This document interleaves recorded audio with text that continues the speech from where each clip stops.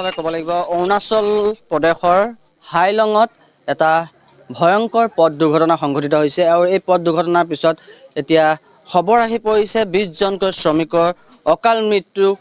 সাৱটি লোৱা দেখিবলৈ পোৱা গৈছে তথ্য আহি পৰিছে আৰু এই শ্ৰমিকসকল প্ৰায়ভাগ শ্ৰমিকে এতিয়া তিনিচুকীয়াৰ গেলাপুখুৰী 13 নম্বৰ লাইনৰ বাসিন্দা বুলি জানিব পৰা গৈছে আৰু 22জন যি শ্ৰমিক নিহত হৈছে নিহত শ্ৰমিকসকলৰ ভিতৰত এজন জীৱিত অৱস্থাত উদ্ধাৰ হোৱা দেখিবলৈ পোৱা গৈছে উদ্ধাৰ কৰিছে বুলি জানিব পাৰিছোঁ বিশেষ সূত্ৰ মতে আৰু মোৰ সতীৰ্থ সন্তোষে দেখাব এইদৰে এই 13 নম্বৰ লাইনত এইদৰে শোকাকুল পৰিৱেশে বিৰাজ কৰা দেখিবলৈ পোৱা গৈছে অৰুণাচল প্ৰদেশৰ হাইলঙত পাহাৰৰ পৰা ট্ৰাক বাগৰি প্ৰায় 20জন শ্ৰমিকৰ কৰুণ মৃত্যু হোৱা দেখিবলৈ গম পোৱা গৈছে আৰু তিনিচুকীয়াৰ গেলাপুখুৰীৰ প্লাষ্টিক পাৰ্কৰ পৰা প্ৰায় 19জন শ্ৰমিক অৰুণাচল প্ৰদেশৰ হাইলঙলৈ কামৰ সূত্ৰে যোৱা দেখিবলৈ পোৱা গৈছে আৰু যোৱা সোমবাৰে 709 দালাবদী গাড়ীৰে তিনিচুকীয়াৰ পৰা হাইলঙলৈ ৰাওনা হৈছিল এই দলটি আৰু মৃত শ্ৰমিককেইজনৰ নাম ক্ৰমে ৰাহুল কুমাৰ সমীৰদ্বীপ জোন কুমাৰ পংকজ মাংকি অজয় মাংকি দুলাল কুমাৰ অভয় ভূমিজ ৰোহিত মাংকি আৰু বীৰেন্দ্ৰ কুমাৰ আগৰতাঁতী ধীৰেন চেতিয়া ৰজনীদ্বীপ কেইবাজনো ব্যক্তি ইয়াত দেখিবলৈ যোৱা গম পোৱা গৈছে ইয়াত প্ৰায়ভাগ নাম ইয়াত তথ্য আহি পোৱা নাই যদিও বৰ্তমান মই উপস্থিত আছোঁ এই শ্ৰমিকসকলৰ বাসগৃহত উপস্থিত আছোঁ মৃত শ্ৰমিকৰ বাসগৃহত উপস্থিত আছোঁ তেওঁলোকৰ পৰিয়ালৰ পৰা জানিব চেষ্টা কৰিম আপোনালোকৰ যিজন ল'ৰা গৈছিলে কামৰ সূত্ৰে অৰুণাচললৈ গৈছিলে তেখেতৰ নাম কি আছিলে ৰমেশ তাঁতী আপোনাৰ কোন হয় হাজবেণ্ড হয় আৰু কেতিয়া গৈছিলে 9টা বজাত কিবা গৈছিলে সোমবাৰ দিনা গৈছিলে আপোনালোকে খবৰটো আজি পাইছে আপোনালোকৰ যিহেতু ইয়াৰ পৰা কাম কৰিব লৈ গৈছিলে ঠিকাদাৰ কোন আছিলে আমি গম নাপাওঁ আপোনালোকক জনোৱা নাছিলে হয় নিশ্চিতভাৱে এক ৰহস্যজনক বিষয় হ'ব লাগিব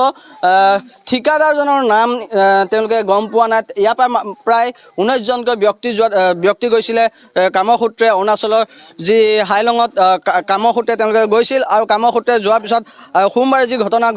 দুৰ্ঘটনা সংঘটিত হ'ল আৰু দুৰ্ঘটনা সংঘটিত হোৱাৰ পিছতেই এতিয়া আজিৰ দিনটোত পুৱা ভাগত এতিয়া খবৰ আহি পৰিছে 2জনৰ খবৰ আহি পৰিছে গেলাপুখুৰী 13 নম্বৰ লাইনত এটা 2জনৰ খবৰ আহি গৈছে একেটা লাইনৰে প্ৰায় 22জনকৈ শ্ৰমিকৰ মৃত্যু হোৱা দেখিছে আমাৰ মাজত উপস্থিত আছে এখন পঞ্চায়তৰ সভানেত্ৰী উপস্থিত আছে কি ক'ব এই কৰুণ মৃত্যুৰ ক্ষেত্ৰত আপুনি ইয়াত শোকাকুল পৰিৱেশৰ মাজত উপস্থিত হৈছে সমবেদনা জনাব আহিছে কি ক'ব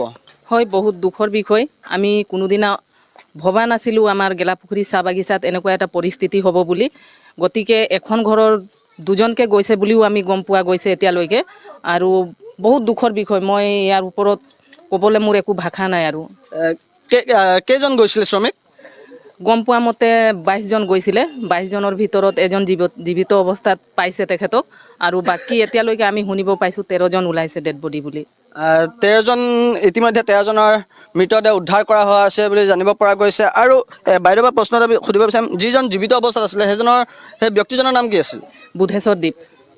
হয় নিশ্চিতভাৱে ক'ব লাগিব বুধেশ্বৰ দ্বীপ নামৰ যিজন শ্ৰমিক আছিলে সেই শ্ৰমিকজনক ইতিমধ্যে জীৱিত অৱস্থাত উদ্ধাৰ কৰা দেখিবলৈ পোৱা গৈছে আৰু এক কথাত ক'ব লাগিব এই ঘটনা এক ৰহস্যময় ঘটনা বুলি ক'ব লাগিব কিয়নো সোমবাৰে দুৰ্ঘটনা সংঘটিত হোৱাৰ পিছত আজিৰ দিনটোত আজি 4দিন উকলি যোৱাৰ পিছত আজি পুৱা ভাগত আজি এই খবৰ আহি পৰিছে আৰু এই খবৰ আহি পোৱাৰ পিছত এতিয়া তিনিচুকীয়া গেলাপুখুৰী যি 13 নম্বৰ লাইনৰ ৰাইজসকল আছে এতিয়া শোকাকুল পৰিৱেশে বিৰাজ কৰা দেখিব পোৱা গৈছে লাইনত প্ৰায়